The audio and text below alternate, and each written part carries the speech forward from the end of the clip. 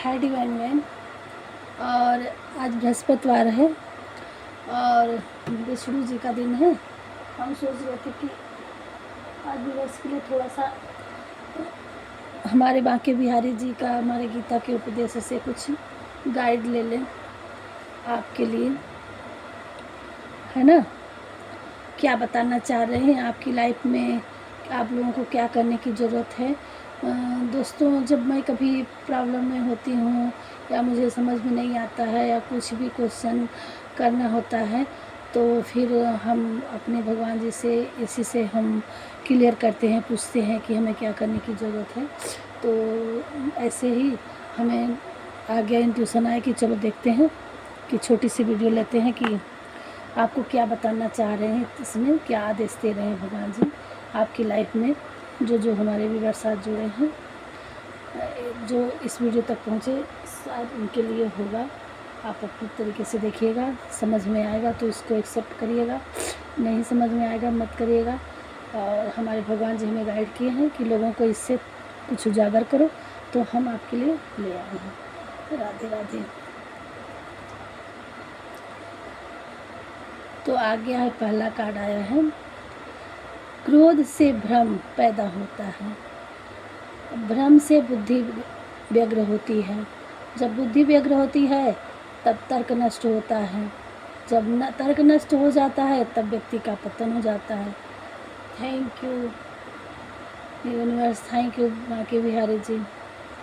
लेकिन क्या किया जाए, जब कोशिश तो हर इंसान करता है कि क्रोध ना करे, क्रोध ना करे, लेकिन सिचुएशन कभी कभी ऐसी हो जाती है कि चाहे हमारे व्यूअर्स हों चाहे हम हों, और क्रोध आ जाता है। प्रभु आप ही इस, जब सर्वव्यापी आप हो तो इस क्रोध को शांति की आप ही हो कि आप ही शांत कराओगे इस क्रोध को, है ना।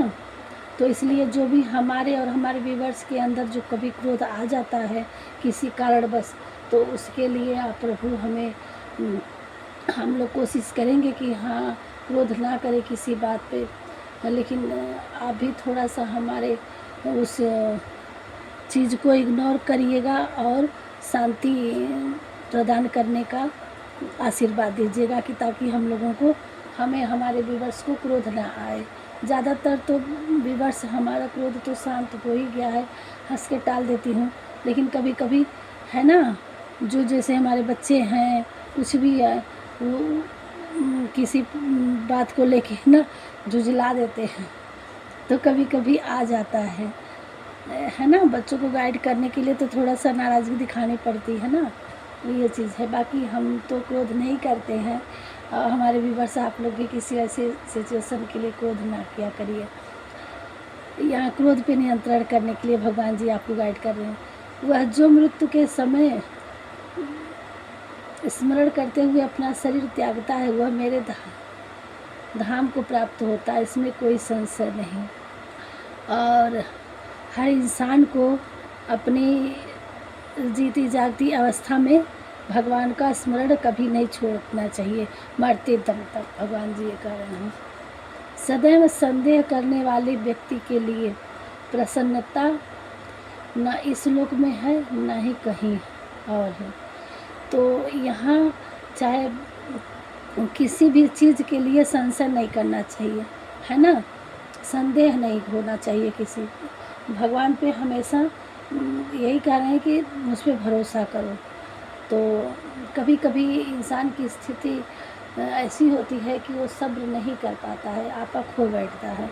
तो ये है कि आपको हर हाल में प्रसन्न रहना है, तभी प्रसन्नता मिलेगी जब आप किसी पे संदेह नहीं करेंगे। जैसे होता है ना, कोई चीज़ होता है तो लोग शक करने लगते हैं एक दूसरे पे, तो ये शक और संदेह न करिए अपनी लाइफ में। किसी के प्रति संदेह हो, कोई शक हो तो उसको निकाल दीजिए, है ना। इंद्रियों की दुनिया में कल्पना सुखों की शुरुआत है और अंत भी जो दुख को जन्म देता है।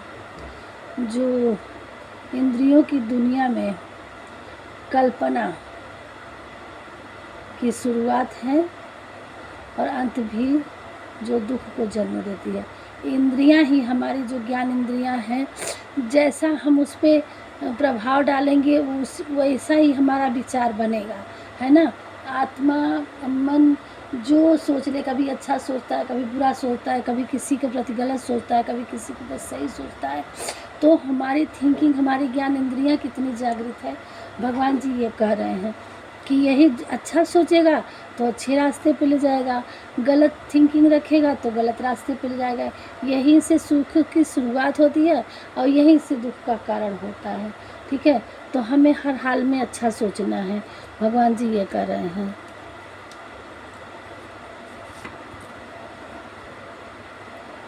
एक उपहार तभी अच्छा है और पवित्र लगता है जब वह दिल से किसी सही व्यक्ति को सही समय और सही जगह पर दिया जाए, ठीक है।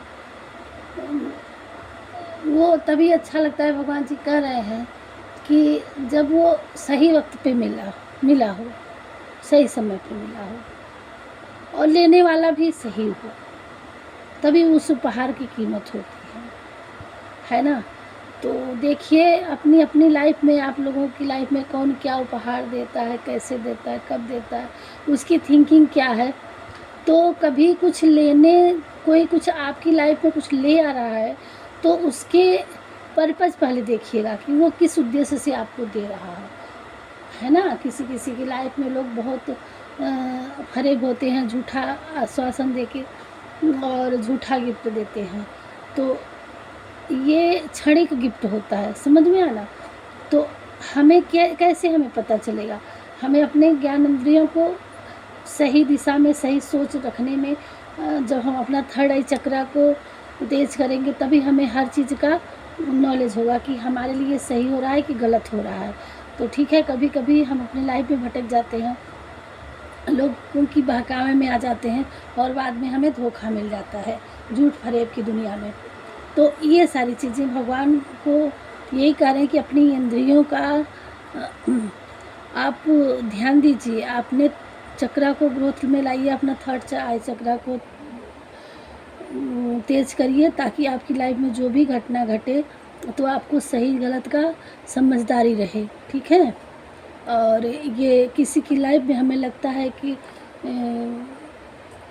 कुछ मिलने वाला है, कुछ देने वाला है कोई, तो सोच समझ के उसको एक्सेप्ट करना है। 2 कार्ड और लेंगे ना।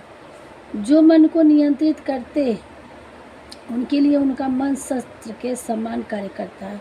देखिए, जिसका मन जिसके बस में हो गया हो उनके हिसाब से चलता हो, जिस मनुष्य का मन उसके अनुसार चले वही उसके शस्त्र का काम करता है, ठीक है।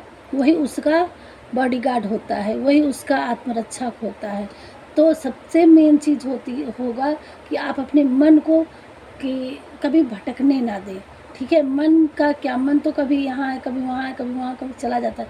शरीर आपकी यहाँ है, तो उस मन में भगवान तो ज़रूर होते हैं, लेकिन उसमें निगेटिव और पॉजिटिव 2 थिंकिंग आती रहती है। तो आप अपने किस चीज़ को ज़्यादा ग्रोथ दे रहे हैं, किस चीज़ को ज़्यादा बढ़ावा दे रहे हैं, अच्छाई को दे रहे हैं कि बुराई को दे रहे हैं। दोनों में द्वंद्व युद्ध चलता रहता है। वो कहता है कि मैं दोनों कि मैं बड़ी हूँ, बुराई कहती है, और अच्छाई कहती है मैं बड़ी हूँ।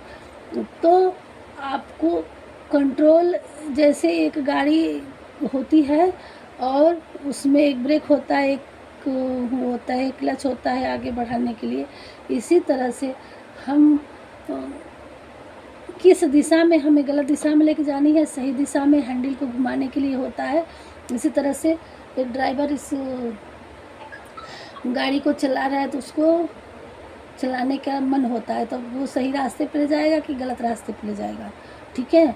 उस ड्राइवर को सही दिशा में गाइड करने वाला एक गाइड होना चाहिए।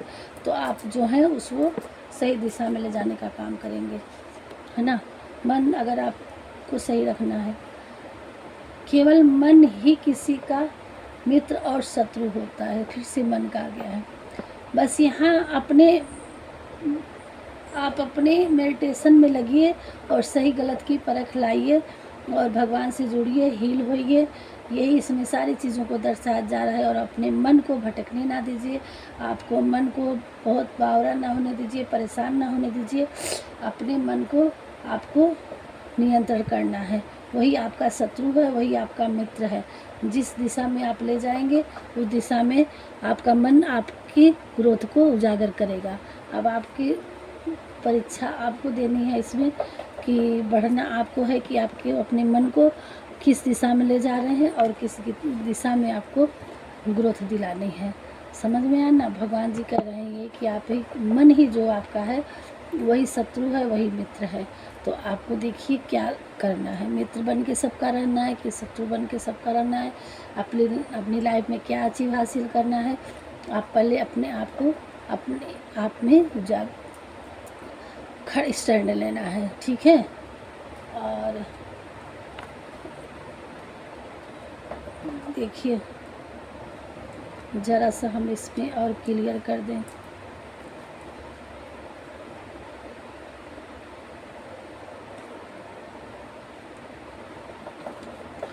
हे प्रभु जी गाइड करिए, क्या हमारे व्यूवर्स को बता रहे हैं, क्लियर कर दीजिए अपने शब्दों को। थोड़ा सा क्या आ रहा है, क्या बताना चाह रहे हैं।